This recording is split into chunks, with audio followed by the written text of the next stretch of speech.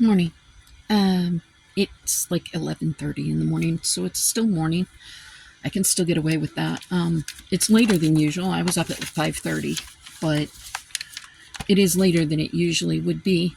Um, Reason for that is for like the last 2 weeks, Pastor Zan had been speaking about this movie called The Tree of Life, and I decided I would go ahead and watch this. I rented it for $3.99 on YouTube. It's like 2 or 3 days that you get to have the video for $3.99. It's not really much my cup of tea. I understand where they were coming from on it. It's very philosophical. It deals with a lot of existential crises and growing up, facing death, and running into a lot of the things that we run into in life. And the thing about it that's really cool, that really caught my attention as Pastor Zahn was explaining it, and he's busted out into talking about it for like the last couple of weeks, I think. But the thing about this movie is it's almost a full walk through symbolic imagery of the chapters 38 through 42 of Job. It is one of those, it's one man's interpretation of those large questions of life. If you're such a good God, why do bad things happen to good people? If you're such a good God, then why do young people die?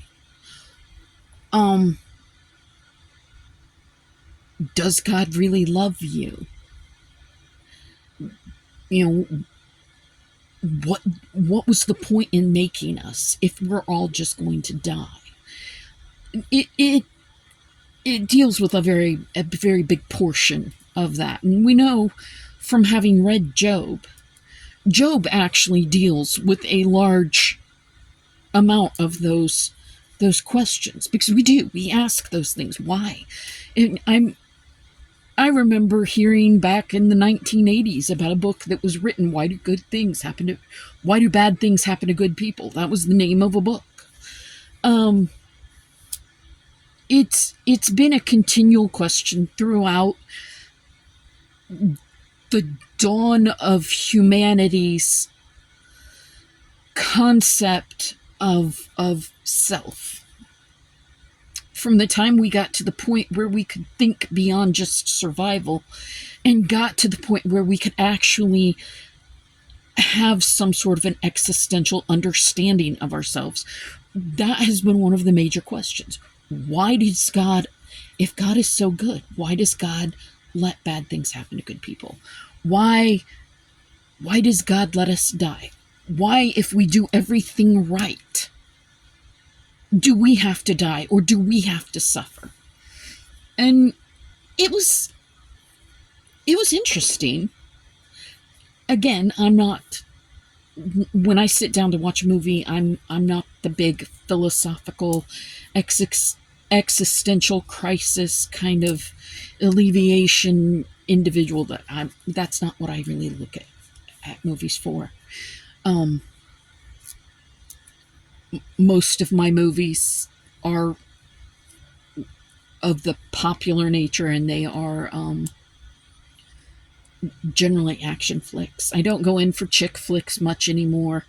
I do have quite a few, but I don't watch stuff that makes me cry. Well, with the exception of like animal movies. I have 3 of the Dog's Purpose, Dog's Way Home, and Dog's Journey. I watch those. Stuff of that nature. I'll watch that stuff. It makes me cry. But Generally, I'll watch something like that. I don't watch romance. I just don't. I used to be very big on it, but I'm more of a sci-fi and action kind of fanatic. Um, Primarily because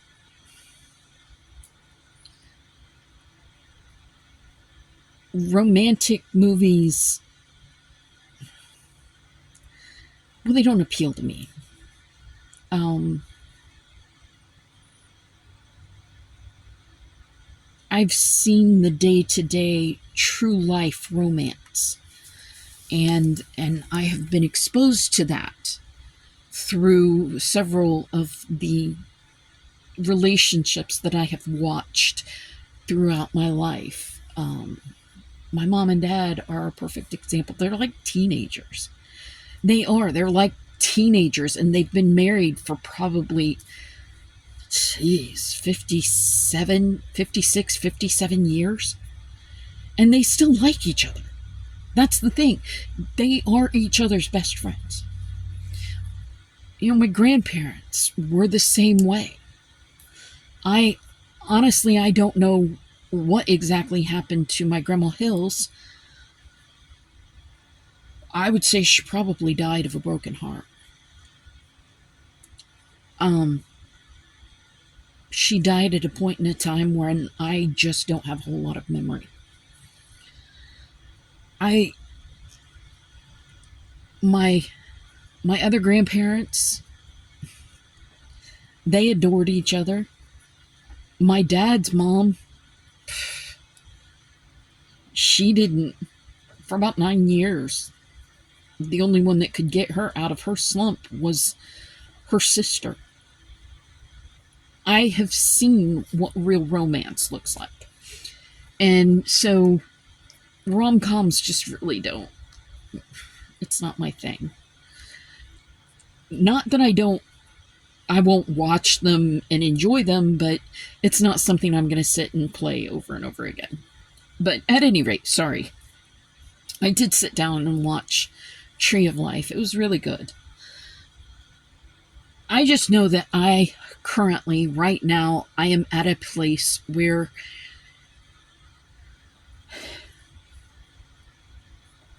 the news is very, very hard to deal with right now. No, that does not mean that we should turn away from what is happening. No, that does not mean that we should stop resisting the fascism that is trying to take hold in this nation. No, that does not mean that we should turn away from what is essentially genocide in Gaza. No one should have to starve, especially not when there are people working to give aid to individuals. And at no point should a child be killed. I understand fully and completely that Hamas is a problem. And I understand that Hamas is a bunch of cowards that are hiding in amongst the Palestinians, hiding in the tunnels and things of that nature.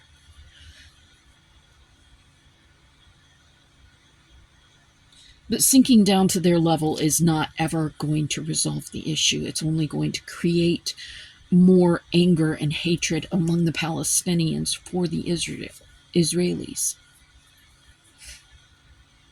And I'm sorry, but that's wrong. It's wrong to create this level of hate. It's wrong to continually proliferate this amount of hate. Genocide will never be right. Never. And my personal feeling is if they truly want to get rid of Hamas, then they should be dealing with the people that are actually supporting Hamas, and that's not necessarily the Palestinians. The Palestinians have been made incredibly poor. They don't have the ability to have food. They barely have homes. If you want to seek where the real problem is, the problem isn't with the Palestinians so much as it is with those that are feeding money to Hamas, that are providing shelter to Hamas. And I'm sorry, but I don't believe for a single moment that all of the Palestinians that are being bombarded, especially not the children, are in support of Hamas. So I am having a very, very, very, very hard time with watching the news and things of that nature. So I once again find myself stepping away a little bit and trying to find news sources that are less slanted one side to the other. I mean, that is becoming harder and harder to get because we currently have a 34 count convicted felon doing his level best to get rid of anybody that is speaking the truth. And I mean, right up to firing individuals that are giving good job numbers, giving factual information. People say, oh, well, it changed from when so-and-so was in office, and it changed. Well, that's how that statistical information works. Statistical information is going to change from month to month. It could potentially change from day to day.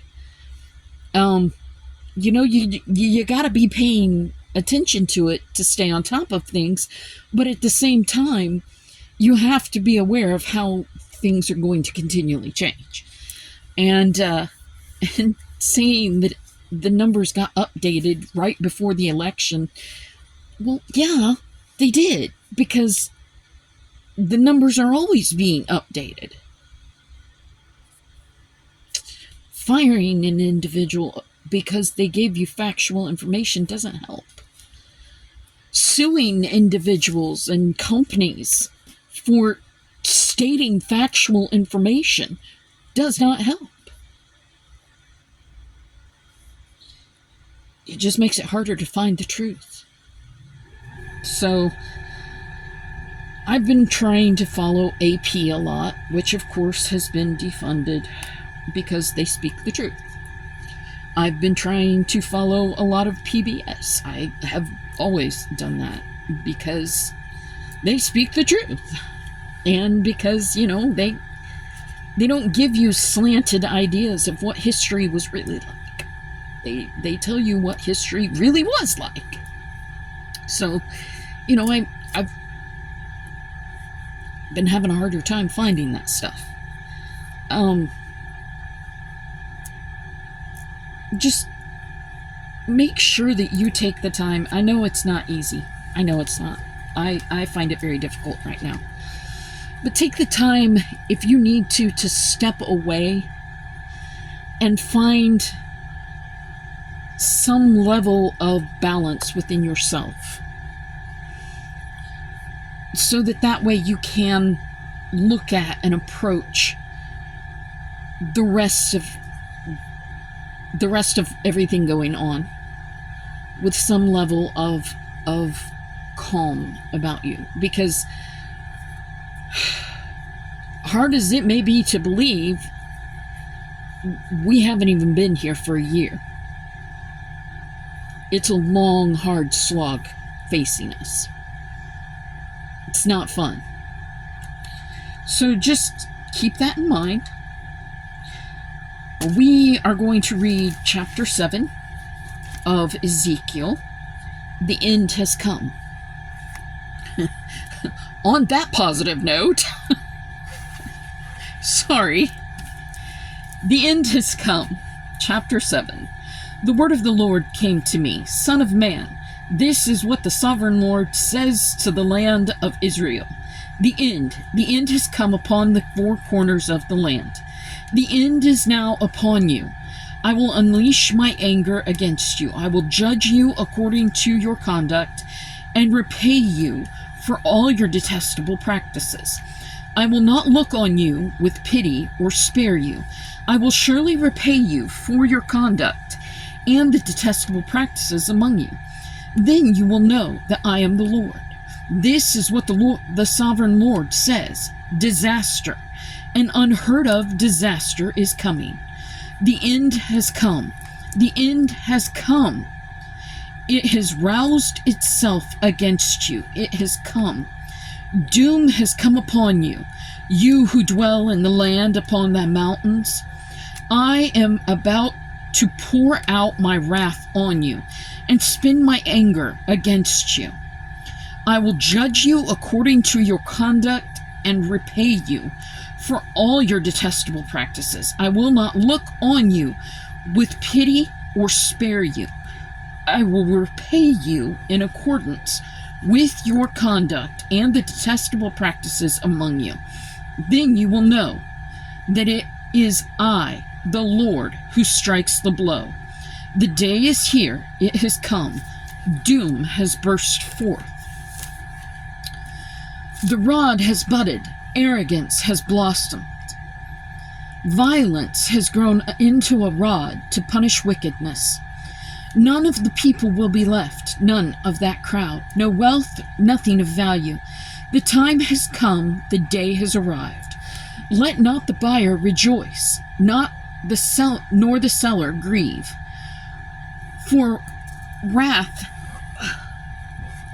excuse me a moment, there we go. For wrath is upon the whole crowd. The seller will not recover the land he has sold as long as both of them live. For the vision concerning the whole crowd will not be reversed. Because of their sins, not one of them will preserve his life. Though they blow the trumpet and get everything ready, no one will go into battle, for my wrath is upon the whole crowd. Excuse me. Okay, sorry about that. We made it to verse 15 in chapter 7. Outside is the sword. Inside are plague and famine. Those in the country will die by the sword, and those in the city will be devoured by famine and plague.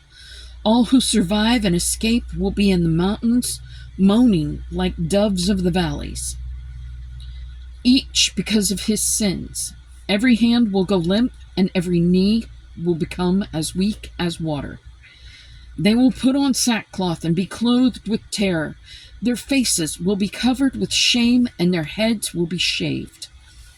They will throw their silver into the streets, and their gold will be an unclean thing. Their silver and gold... You know what? I think we read chapter 7. I apologize. We're going to go ahead and finish it off and go on into 8. And their gold will be an unclean thing. Their silver and gold will not be able to save them in the day of the Lord's wrath. They will not satisfy their hunger or fill their stomachs with it, for it has made them stumble into sin. They were proud of their beautiful jewelry and used it to make their detestable idols and vile images. Therefore, I will turn these into an unclean thing for them. I will hand it all over as plunder to foreigners and as loot to the wicked of the earth, and they will defile it. I will turn my face away from them, and they will desecrate my treasured place. Robbers will enter it and desecrate it. Verse 23, prepare chains, because the land is full of bloodshed, and the city is full of violence. I will bring the most wicked of the nations to take possession of their houses. I will put an end to the pride of the mighty, and their sanctuaries will be desecrated. When terror comes, they will seek peace, but there will be none. Calamity upon calamity will come, and rumor upon rumor. They will try to get a vision from the prophet. The teaching of the law by the priest will be lost, as will the counsel of the elders. The king will mourn, the prince will be clothed with despair, and the hands of the people of the land will tremble. I will deal with them according to their conduct and by their own standards I will judge them. Then they will know that I am the Lord. Chapter 8, Idolatry in the Temple. In the 6th year, in the 6th month, on the 5th day, while I was sitting in my house, and the elders of Judah were sitting before me, the hand of the sovereign Lord came upon me there. The hand of the sovereign Lord came upon me there. I looked and I saw a figure like that of a man. From what appeared to be his waist down, he was like fire, and from there up, his appearance was as bright as glowing metal. He stretched out his hand, out what looked like a hand, and took me by the hair of my head. The Spirit lifted me up between earth and heaven, and in visions of God he took me to Jerusalem, to the entrance to the north gate of the inner court, where the idol that provokes to jealousy stood. And there before me was the glory of the God of Israel, as in the vision I had seen in the plain. Then he said to me, Son of man, look toward the north. So I looked, and in the entrance north of the gate of the altar I saw this idol of jealousy. And he said to me, Son of man, do you see what they are doing? The utterly detestable things the house of Israel is doing here. Things that will drive me far from my sanctuary. But you will see things that are even more detestable. Then he brought me to the entrance to the court. I looked and I saw a hole in the wall. He said to me, Son of man, now dig into the wall. So I dug into the wall and saw a doorway there. Okay. Something I want to touch on here.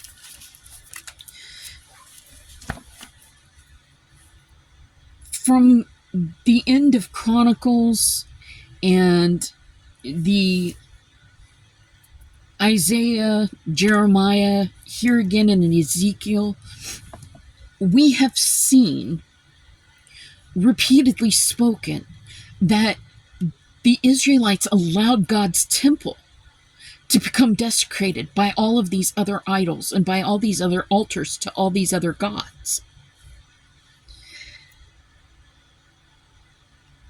I want you to stop and think. This is a vision that Ezekiel is having of the Spirit of God telling him, speaking to him about the temple. There is going to come a time when we are going to see the physical action of the physical being of the Spirit. And that physical action is going to be overturning tables, going to be casting out the people, the money changers and things of that nature from the temple.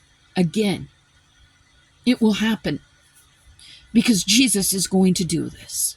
Here we see them desecrating God's temple with other gods and idols and things of that nature. In the future, in that first coming of Christ, we will see that the temple is desecrated again. Only this time it's by money changers. It's by thieves. It's by people buying and selling within those courts. Understand, it was not uncommon for the inner courtyard to be a place where you would actually go to buy doves and animals to sacrifice, okay? That inner courtyard, that was commonplace. Once you walked in, you would hear many different people speaking, just as Jeremiah would speak within the temple courtyard. So you would have money changers and things of that nature in that courtyard. That was their place. That was where they were supposed to be. Where they were not supposed to be was actually within the temple. At what point it became, oh, well, the weather's kind of bad. Let's move into the temple. Oh, well, the sun's really hot. Let's move into the temple. Who knows what it was that caused them to move from the courtyard where it was acceptable for them to be into the temple? We don't have that information. But understand that at that time, that is the same kind of desecration that we are talking about here. Understand that the exchange of money and the buying and selling and placing that above God,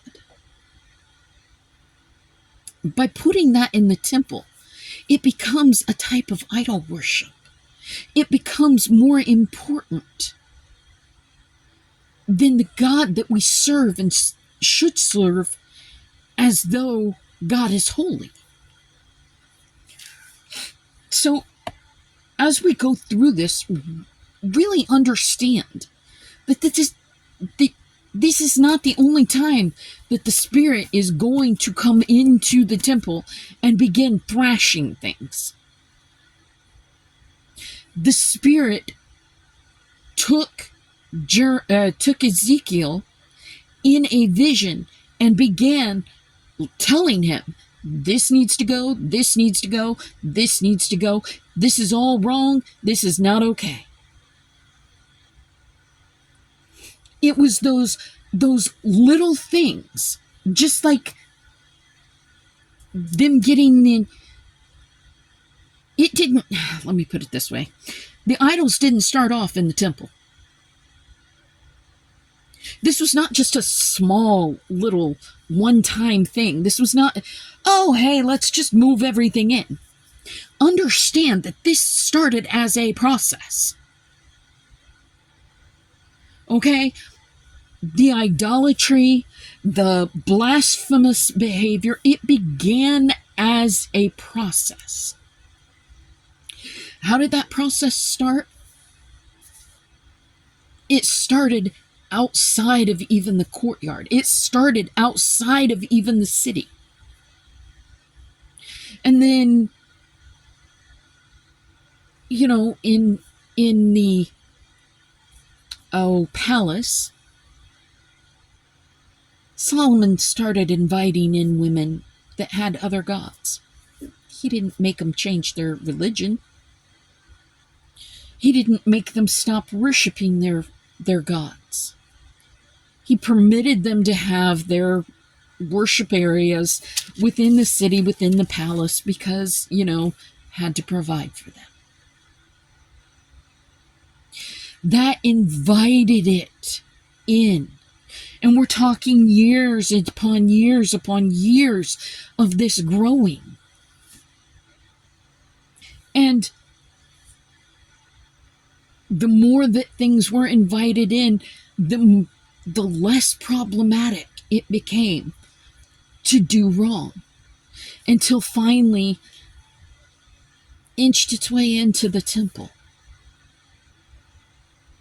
It's the same with the money changers. Like I said, at that time of Jesus, this was not a situation in which they just all got up in the courtyard and decided to go into the temple.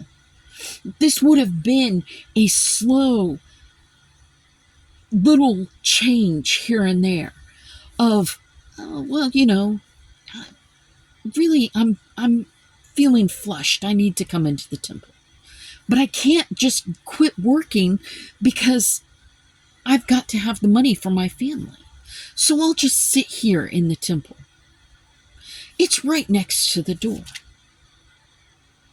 Understand that as the money changers and the wrong attitudes and things were brought into the temple, even just to the door, it began to grow these false attitudes and these lackadaisical thoughts of God, these blasphemous ideas.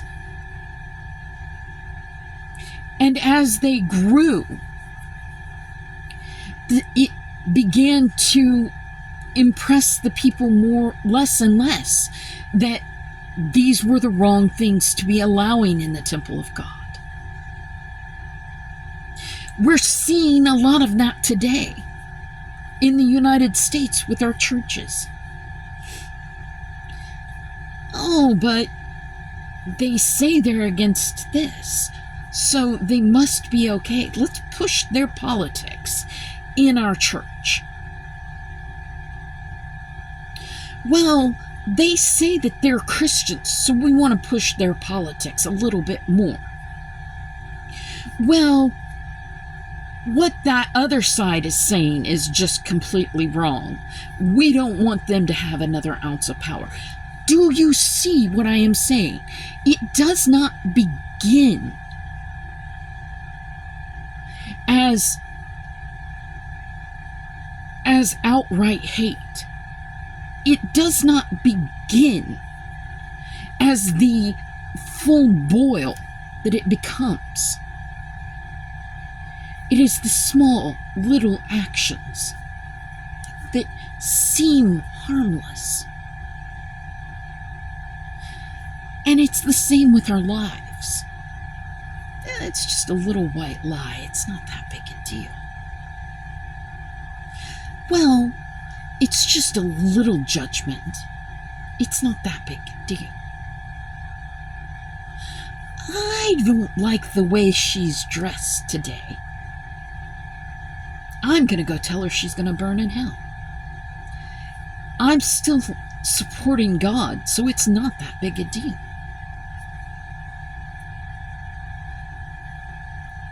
It's when those little things that we do build and build and build that we start to begin to understand. That's how sin works. That's how evil begins its foothold. It doesn't start with the immense, massive acts of evil. We've even seen it with murderers and psychopaths. We can go back to their childhood and we can see where they were doing things that were abusive to animals, to small children, to insects, to just, it grows. It would, and I got that out of order, I know. It should have been insects and then small animals and then bigger animals and then small children. But the fact is that we are able to take and look back at their past history and know, okay, this started small. It was something that could have been dealt with when it was small. And yet it was allowed to grow and grow and grow. And now it's this raging monster that nobody knows how to handle. That's how hate is. That's why it's such a problem right now. Because it started off with these small little thoughts. And that hate just kept growing and growing and growing. And people kept making excuses and justifications for their thoughts and their words. And then it became their deeds. And now we're at the point where outright hatred is being spoken from our own government. Now we're at a place where outright hatred is kidnapping people from the streets.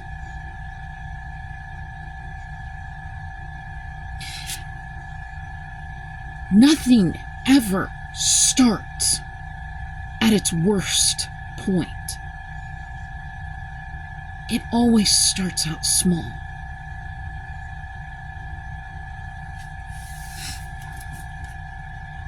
Let's go back to chapter 8.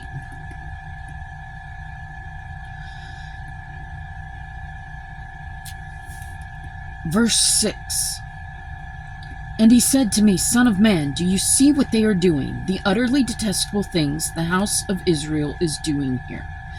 Things that will drive me far from my sanctuary, but you will see things that are even more detestable. Verse 7. Then he brought me to the entrance to the court. I looked, and I saw a hole in the wall. He said to me, Son of man, now dig into the wall. So I dug into the wall and saw a doorway there.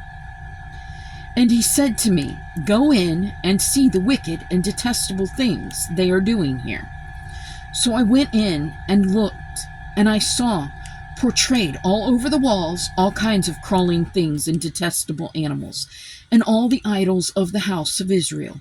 In front of them stood 70 elders of the house of Israel, and Jazaniah, son of Shaphan, was standing among them. Each had a censer in his hand, and a fragrant cloud of incense was rising.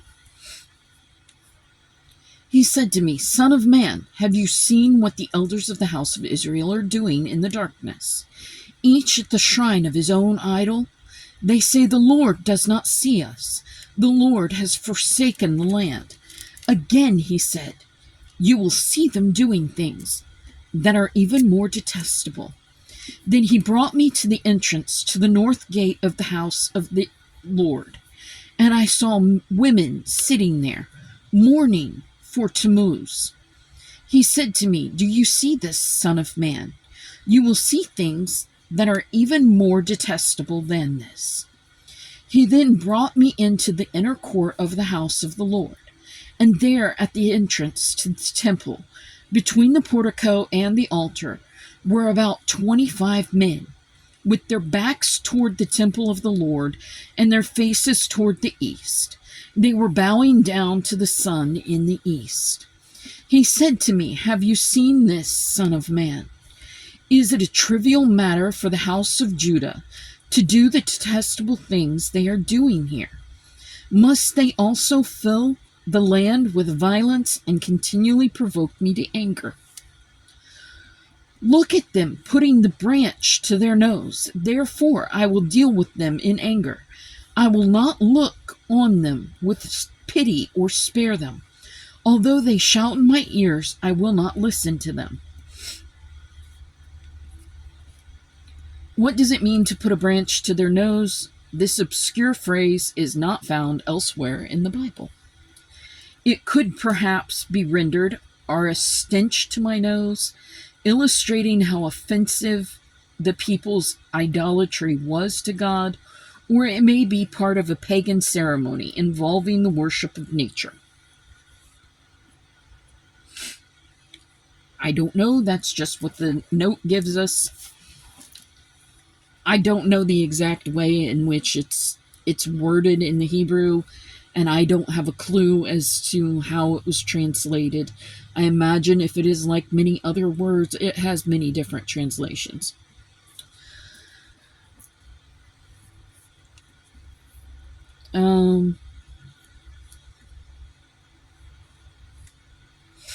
Yes, Idolaters Killed, chapter 9. Then I heard him call out in a loud voice, Bring the guards of the city here, each with a weapon in his hand. And I saw 6 men coming from the direction of the upper gate, which faces north, each with a deadly weapon in his hand. With them was a man clothed in linen, who had a writing kit at his side. They came in and stood beside the bronze altar. I'm sorry. Excuse me.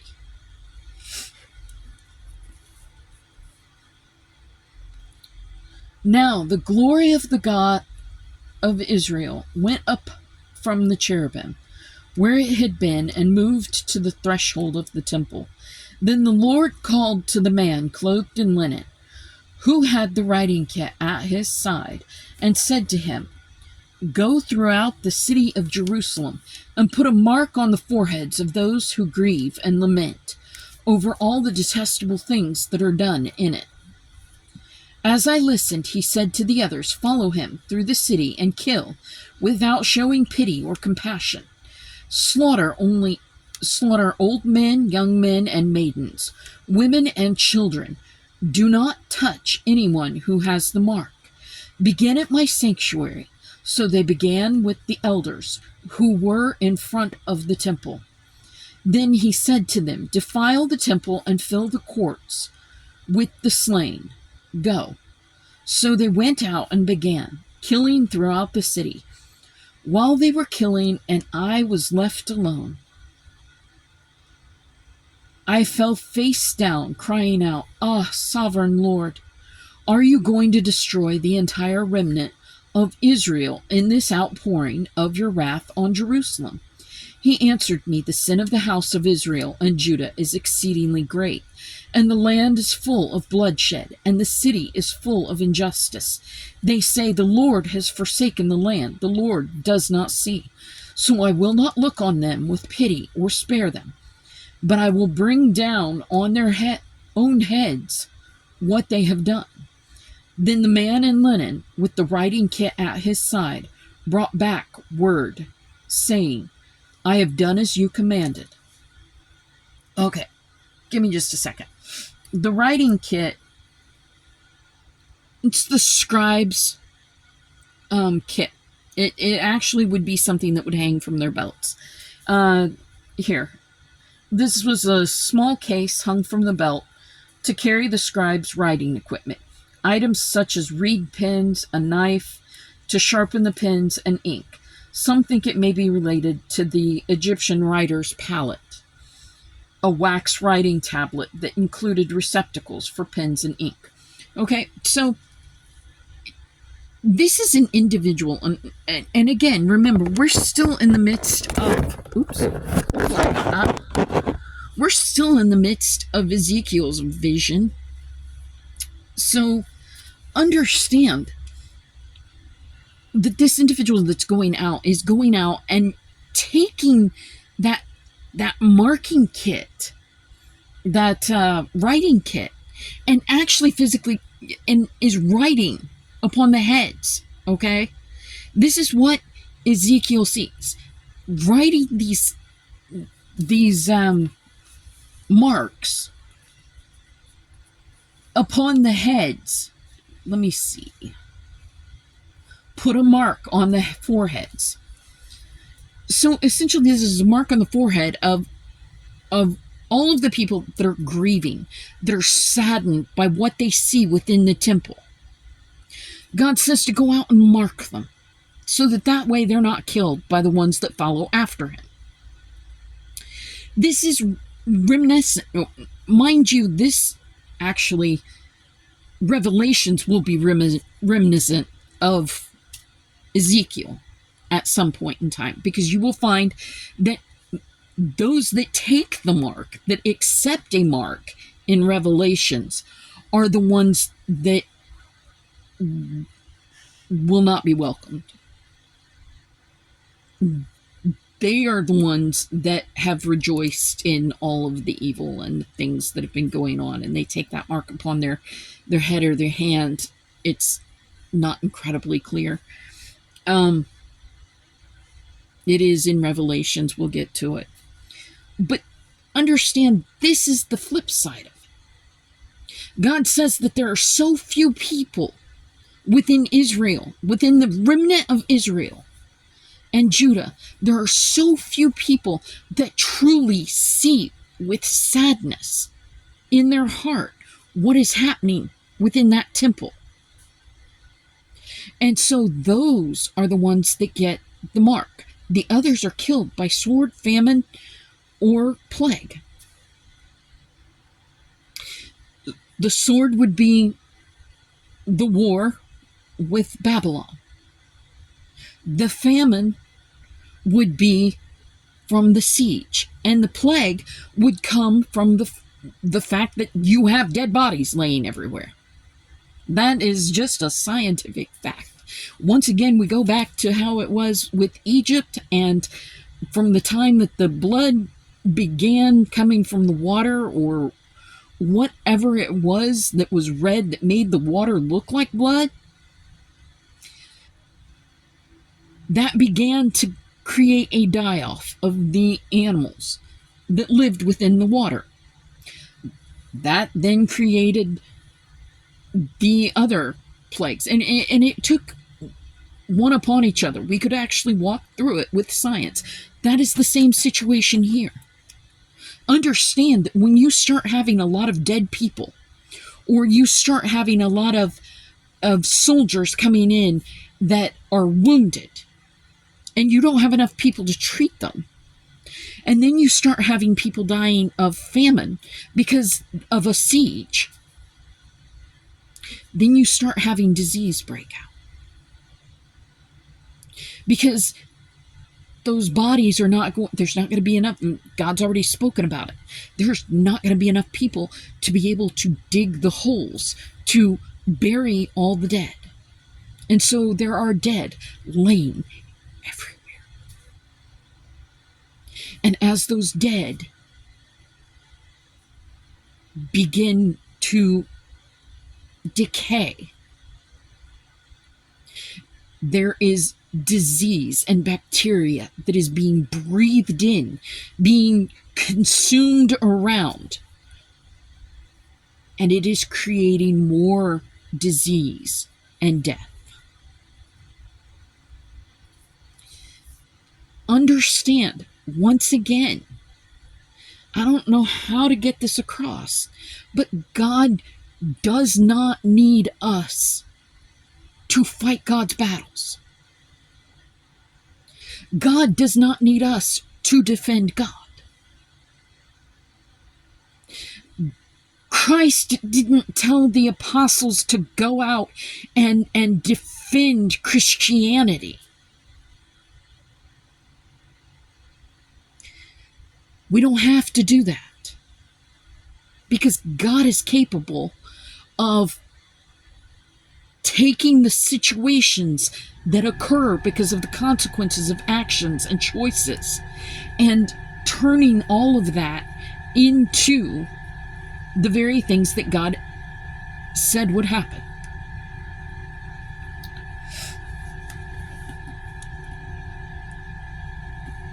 Okay, so I know it's a little long, but we'll get through this. I want to go through 10. The glory departs from the temple, chapter 10. I looked and I saw the likeness of throne of sapphire above the expanse that was over the heads of the cherubim. Excuse me. The Lord said to the man clothed in linen, "Go in among the wheels beneath the cherubim. Fill your hands with burning coals from among the cherubim and scatter them over the city." And as I watched, he went in. Now the cherubim were standing on the south side of the temple. When the man went in, and a cloud filled the inner court, then the glory of the Lord rose from above the cherubim and moved to the threshold of the temple. The cloud filled the temple, and the court was full of the radiance of the glory of the Lord. The sound of the wings of the cherubim could be heard as far away as the outer court, like the voice of God Almighty when he speaks. When the Lord commanded the man in linen, "Take fire from among the wheels, from among the cherubim," the men went in and stood beside the wheel. The man went in and stood beside the wheel. Then one of the cherubim reached out his hand to the fire that was among them. He took up some of it and put it into the hands of the man in linen, who took it and went out. Under the wings of the cherubim could be seen what looked like the hands of a man. I looked and I saw beside the cherubim 4 wheels, one beside each of the cherubim. The wheels sparkled with chrysolite. As for their appearance, the 4 of them looked alike. Each was like a wheel intersecting a wheel. As they moved, they would go in any one of the 4 directions the cherubim faced. The wheels did not turn about as the cherubim went. The cherubim went in whatever direction the head faced without turning as they went. Their entire bodies, included their backs, their hands, and their wings, were completely full of eyes, as were their 4 wheels. I heard the wheels being called the whirling wheels. Each of the cherubim had 4 faces. One face was that of a cherub, the second face of a man, the third face of a lion, and the fourth the face of an eagle.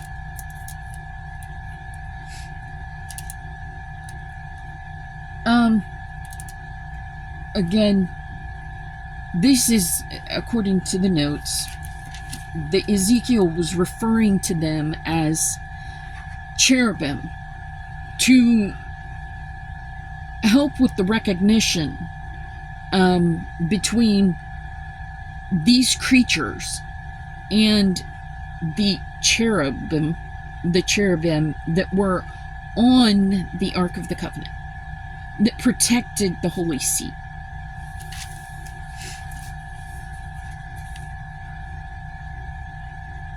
Then the cherubim rose upward. These were the living creatures I had seen by the Kabar River. When the cherubim moved, the wheels beside them moved. And when the cherubim spread their wings to rise from the ground, the wheels did not leave their side. When the cherubim stood still, they also stood still. And when the cherubim rose, they rose with them, because the spirit of the living creatures was in them. Then the glory of the Lord departed from over the threshold of the temple and stopped above the cherubim. While I watched, the cherubim spread their wings and rose from the ground, and as they went, the wheels went with them. They stopped at the entrance to the east gate of the Lord's house, and the glory of the God of Israel was above them. These were the living creatures I had seen beneath the God of Israel by the Kabar River, and I realized that they were cherubim. Each had 4 faces and 4 wings, and under their wings was what looked like the hands of a man. Their faces had the same appearance as those I had seen by the Kabar River. Each one went straight ahead. Again, this is, oh my goodness, excuse me. This is just, again, some form of symbolism that is being used by Ezekiel to help explain the visions that he was having, to help people understand the servants of God and how things are progressing within heaven as the way that they are progressing on earth. It's showing that God is still using his angels, cherubim, to work the plan. Ezekiel is being given this insight, this private little view of some of the workings of God. Once again, true prophets are very few and far between. And yet here we see another prophet that actually has been given visions of not just the future, but of heaven and of the ways in which God works. So, that takes us to chapter 11, and we're going to leave off there. Just, again, understand, we're not moving through this as quickly as I want to. Sorry, that's a little interjection there. But we are moving through it. It's a little bit harder to deal with some of the symbology and the imagery and stuff of that nature. But, as I said before, nothing ever starts huge. The downfall of a society never begins with it just immediately falling. It begins generations years in the making, with small steps upon small steps upon small steps. And that's where the Israelites are right now. They're facing all of that downfall. They're facing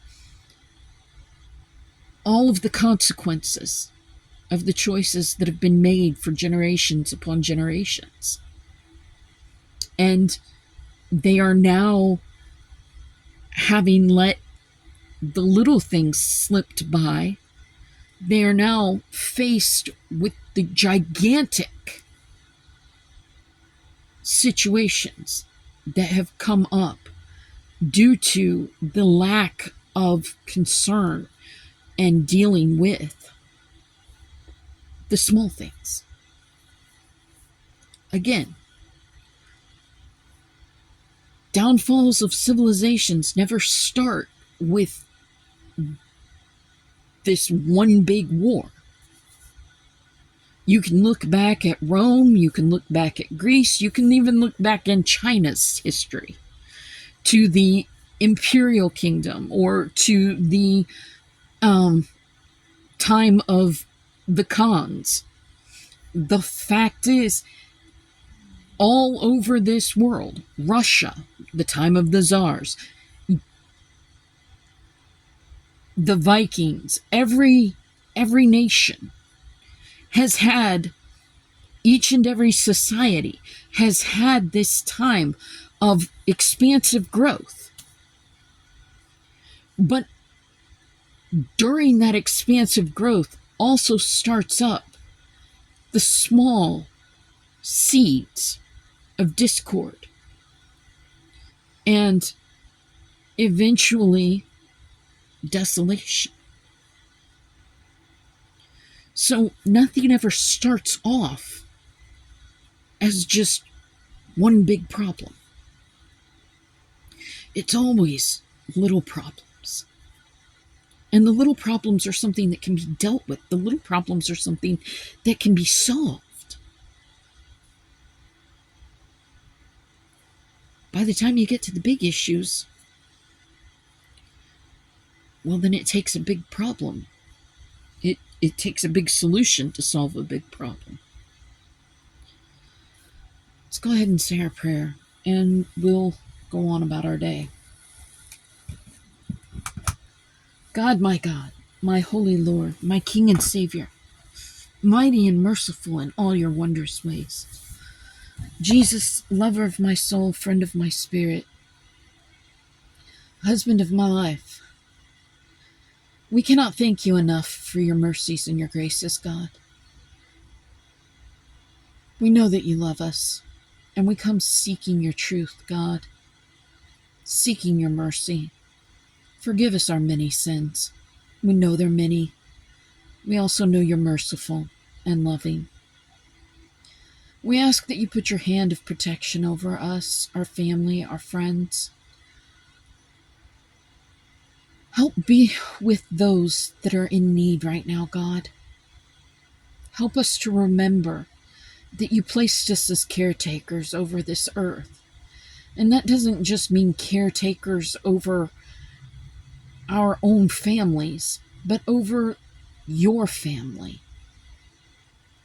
That means caretakers of all your creation, be it animal, insect, human, or nature. You asked us to care for one another. You created us as a society, giving us social programs to help us live, so that we can take care of ourselves, our neighbors, our friends, and yes, God, even our enemies. We can care for the orphan, the widowed, the oppressed, and definitely for the foreigner. You gave us free will, God, and then you used that free will to help us to understand consequences of our actions and our thoughts and our deeds, our words. You use our choices, God, to help us turn back to you, to come to know you more, and to love you better. And we don't know which of those choices you will use in our own lives, so we cannot possibly know which of those choices you will use in someone else's life. So we cannot judge someone by the choices that they make, God. Be with those that have lost someone, God. Be with those that are in the midst of war and hunger, famine, starvation. Help us to do better, God. Let our minds become your mind, that we might continually dwell upon the thoughts you would have us dwell upon. And that we would think of others as you think of them. Let our eyes become your eyes, that we would see others as you see them. Let our ears become your ears, that we might hear your words of truth, no matter what words are spoken. Let our mouths become your mouth, that we would continually lift our voices high in praise and glory to you, God, and that our lips and tongues would continually drip with your truth and praise. Let our hands become your hands, that we would be always about your labors, become you to this world around us, giving where you give, loving those you love, feeding the hungry, housing the homeless, caring for the poor, loving the unloved, taking care of the orphaned, the widowed, the oppressed, and the foreigner,